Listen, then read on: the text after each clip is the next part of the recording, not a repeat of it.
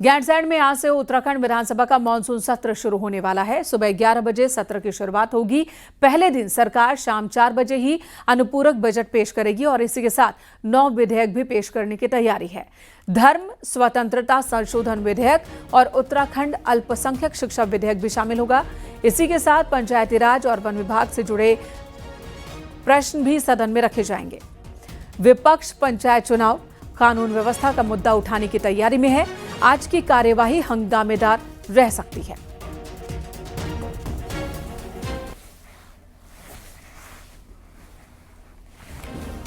तो आज से मानसून सत्र की शुरुआत हो रही है। गैरसैंण में ही शुरुआत हो रही है। 11 बजे औपचारिक शुरुआत होगी सदन की और शाम 4 बजे कई विधेयक पेश करने की तैयारी में है सरकार।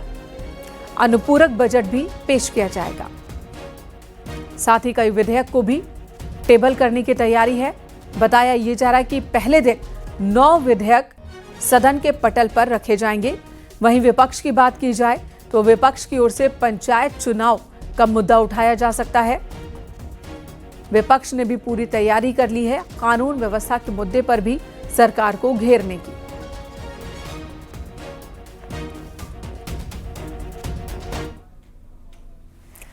और सत्र से पहले सोमवार को कार्य मंत्रणा समिति की बैठक हुई। मीटिंग में 2 दिन का एजेंडा तय किया गया और इस दौरान पक्ष और विपक्ष के बीच तनातनी दिखी।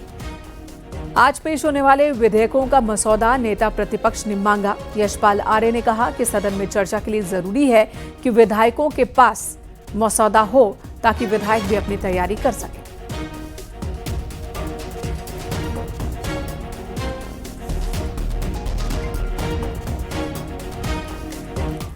सोमवार को बीजेपी विधानमंडल दल की भी बैठक हुई जिसमें सीएम पुष्कर सिंह धामी शामिल हुए और इसके साथ ही बीजेपी प्रदेश प्रभारी दुष्यंत कुमार गौतम और पार्टी के सभी विधायक मीटिंग में मौजूद थे।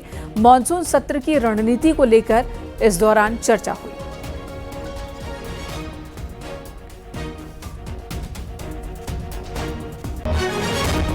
मानसून सेशन की शुरुआत हो रही है। आज के एजेंडे को लेकर और पूरे सत्र के एजेंडे को लेकर सोमवार को बीजेपी विधायक दल की बैठक हुई जिसमें बीजेपी के सभी विधायक मौजूद थे। सीएम पुष्कर सिंह धामी मौजूद थे। बीजेपी प्रदेश प्रभारी दुष्यंत कुमार गौतम भी मौजूद थे। गैरसैंण में ये सेशन हो रहा है, मानसून सेशन। खराब मौसम की वजह से बीच में यह आशंका होने लगी थी कि गैरसैंण में मानसून सेशन हो भी पाएगा या नहीं। कई विधायकों की ओर से भी ये बात रखी जाने लगी थी कि देहरादून में ही सत्र बुलाया जाए, लेकिन सीएम पुष्कर सिंह धामी ने यह साफ किया कि गैरसैंण में ही सत्र होगा। इसकी तैयारी हो चुकी है और आज सत्र की शुरुआत हो रही है। सुबह 11 बजे सदन की कार्यवाही शुरू होगी और इस बीच अनुपूरक बजट आज सरकार की ओर से रखा जाएगा।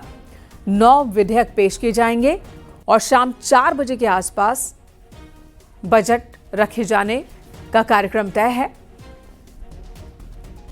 विधेयकों की बात की जाए तो धर्म स्वतंत्रता संशोधन विधेयक और उत्तराखंड अल्पसंख्यक शिक्षा विधेयक महत्वपूर्ण विधेयक हैं जो आज सदन के पटल पर रखे जाएंगे।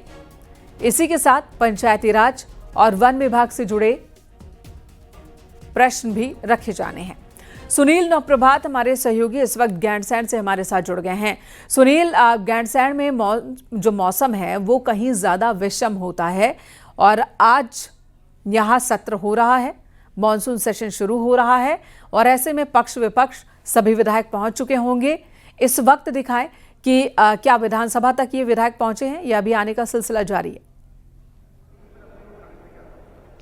देखिए मैंने कहा विधायकों का आने का सिलसिला जारी है। मुख्यमंत्री पुष्कर सिंह धामी विधानसभा में पहुंच चुके हैं। आप मेरे ठीक पीछे देखेंगे ये उनका कक्ष है, उनका ऑफिस है जहां पर सीएम पहुंच चुके हैं। ठीक 11 बजे से सदन की कार्रवाई शुरू होगी और जिस तरह से आपने कहा भी कि आज सदन की जो कार्रवाई है वो हंगामेदार हो सकती है।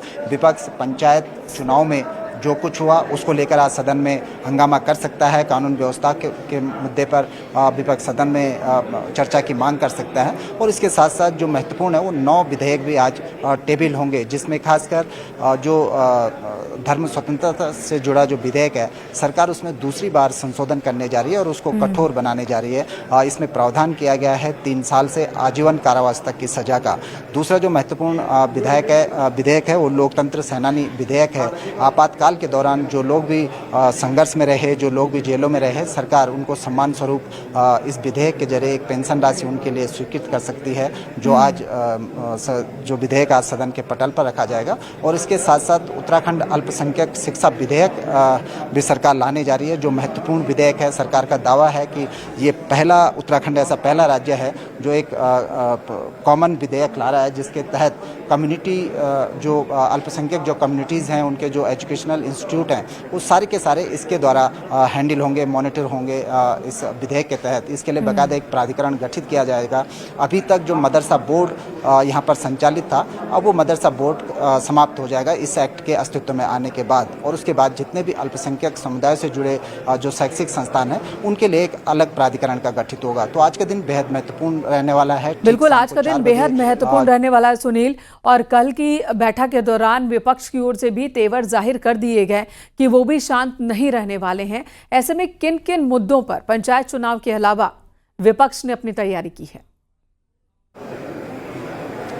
देखिए, आप पंचायत चुनाव में जो चला वो सबने देखा कि किस तरह से हंगामेदार ये पंचायत चुनाव रहा। और खासकर अगर हम जिला पंचायत अध्यक्ष नैनीताल की बात करें तो अभी भी कोर्ट में लंबित है। आज एक बार फिर से कोर्ट में उस पर सुनवाई होनी है। विपक्ष का आरोप है कि सत्ता के संरक्षण में जो पंचायत चुनाव किया गया उसमें कानून व्यवस्था की धज्जियाँ उड़ाई गई, और इसी को लेकर आज सदन में भी विपक्ष इस पर चर्चा की मांग कर सकता है, जो पहला बड़ा मुद्दा रहने वाला है। कानून व्यवस्था को लेकर भी विपक्ष आज सदन में हंगामा कर सकता है, अपनी बात रख सकता है। और कल जिस तरह से कार्य मंत्रणा समिति की मीटिंग हुई, उससे तेवर बहुत कुछ स्पष्ट हो चुके हैं। विपक्ष का कहना था कि जो 9 विधेयक आज टेबल किए जाएंगे, उनको विधायकों को पढ़ने के लिए दिया जाए, ताकि विधायक एक एक बिंदु को समझ सकें कि किस विधेयक में क्या कुछ संशोधन किया गया है। ये जो नए विधेयक आप ला रहे हैं, तो विधायक कम से कम उसका प्रारूप समझ सकें, ताकि बिल्कुल, और ये बहुत जरूरी भी है। विपक्ष के विधायकों की ओर से बात कही गई।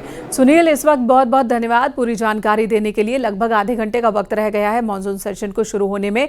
उससे पहले सीएम पुष्कर सिंह धामी आज सुबह सुबह जब वॉक पर निकले तो वहां पर विधानसभा परिसर में काम कर रही सफाई कर्मचारियों से उन्होंने बात की, खाने पीने और रहने की व्यवस्था के बारे में जानकारी ली। और इस दौरान राष्ट्रीय ग्रामीण आजीविका मिशन के तहत काम कर रही स्वयं सहायता समूह की महिलाओं से भी सीएम ने बात की है। सरकार से मिल रही सुविधाओं के बारे में फीडबैक लिया। साथ ही मुख्यमंत्री ने श्रद्धालुओं से, पर्यटकों से अपील की है कि जो उत्तराखंड आ रहे हैं तो अपनी यात्रा के खर्च का कम से कम 5% स्थानीय उत्पादों की खरीद पर जरूर लगाएं।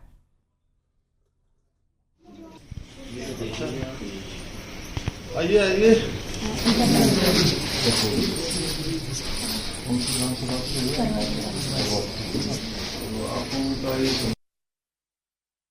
क्या क्या बनाया है?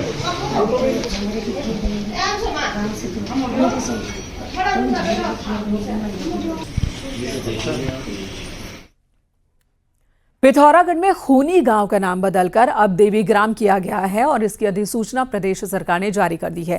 केंद्रीय राज्य मंत्री अजय टम्टा ने सोशल मीडिया पर पोस्ट कर जानकारी दी और लिखा कि जन भावनाओं और लंबे समय से चली आ रही मांग को ध्यान में रखते हुए पिथौरागढ़ के खूनी गांव के नाम को बदला जा रहा है और देवीग्राम किया जा रहा है।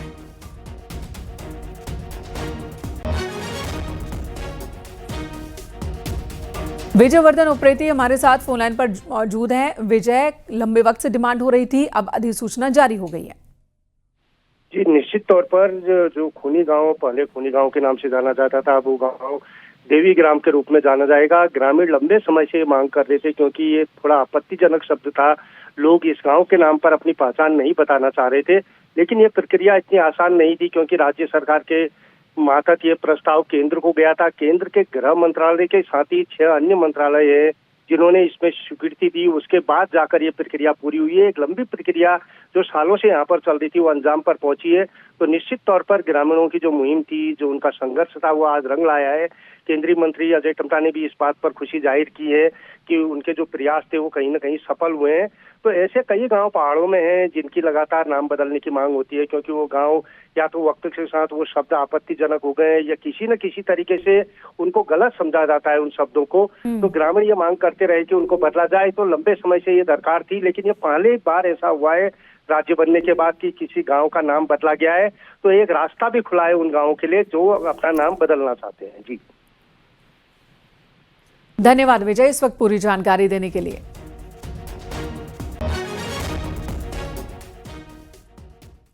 कांग्रेस नेता राहुल गांधी के तर्ज पर न्याय यात्रा करेंगे पूर्व मुख्यमंत्री हरीश रावत।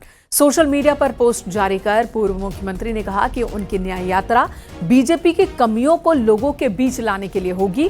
तकरीबन 18 महीने बाद उत्तराखंड में विधानसभा चुनाव होने हैं और ऐसे में न्याय यात्रा निकालने का ऐलान करके हरीश रावत ने कांग्रेस की तैयारियों की ओर इशारा किया है।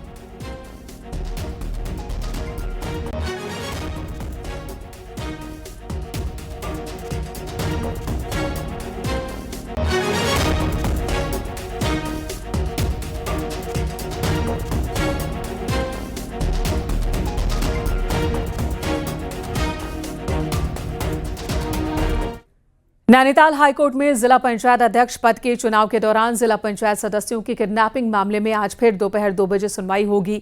मामले में डीएम और एसएसपी कोर्ट में शपथ पत्र दाखिल करेंगे और जिला पंचायत सदस्यों की किडनैपिंग के मामले में एसएसपी को जवाब देना है। सोमवार को सुनवाई के दौरान कोर्ट में 13 अगस्त की रात 11 बजे की सीसीटीवी फुटेज चलाई गई। किडनैप करने वाले 10 लोगों का वीडियो दिखाया गया। साथ ही किडनैप किए गए 5 जिला पंचायत सदस्यों को भी कोर्ट में लाया गया। सुनवाई के दौरान चीफ जस्टिस ने नैनीताल के एसएसपी पर तल्ख टिप्पणी की। हाईकोर्ट ने कहा कि कानून व्यवस्था पूरी तरह से फेल रही है और ऐसे में एसएसपी का तबादला कर देना चाहिए।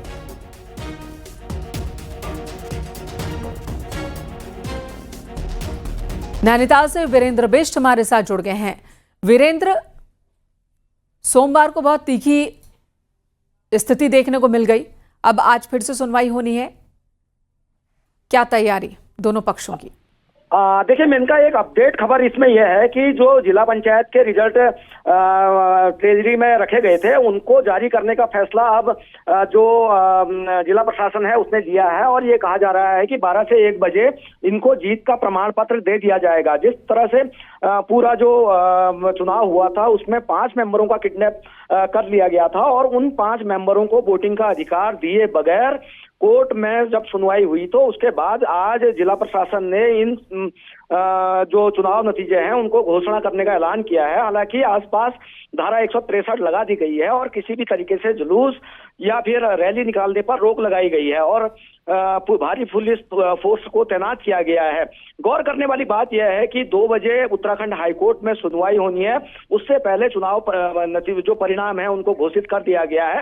डीएम को भी अपना पक्ष कोर्ट में रखना है। हालांकि कांग्रेस ने अभी सुबह मेंशन किया था और कांग्रेस के वकीलों से हमारी बातचीत हुई थी तो उनका स्पष्ट तौर पर कहना था कि जो हमने अपनी याचिका नई दाखिल की है उनमें इन सारे बिंदुओं को उठाया गया है तो कोर्ट में इन्हीं सारे मामलों का निर्णय होगा। लेकिन जो 5 लोग अगवा किए गए थे उनको वोटिंग का अधिकार नहीं मिल सका है और ना ही उन्होंने वोट अपना कास्ट किया है। जो 12 वोट बीजेपी की ओर से पड़े थे और 10 वोट कांग्रेस की ओर से पड़े थे उनको गिन लिया गया था उसी दिन और जो कैमरे के में उसके बाद उन रिजल्टों को राज्य निर्वाचन आयोग और ट्रेजरी में रख दिया गया था और अभी कुछ देर बाद उनका परिणाम घोषित कर दिया जाएगा। मेनका, धन्यवाद वीरेंद्र।